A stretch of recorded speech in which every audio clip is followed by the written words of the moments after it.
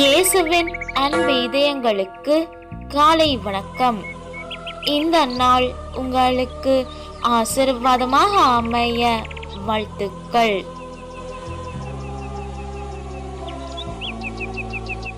இப்புதிய நாளுக்கான ஆசீர்வாத இறைவசனம் மாற்கு அதிகாரம் 11 இறை வார்த்தை 24. நீங்கள் இறைவனிடம் வேண்டும் போது எவற்றையெல்லாம் கேட்பீர்களோ அவற்றை பெற்றுவிட்டீர்கள் என நம்புங்கள். நீங்கள் கேட்டபடியே நடக்கும். அற்புதமே அதிசய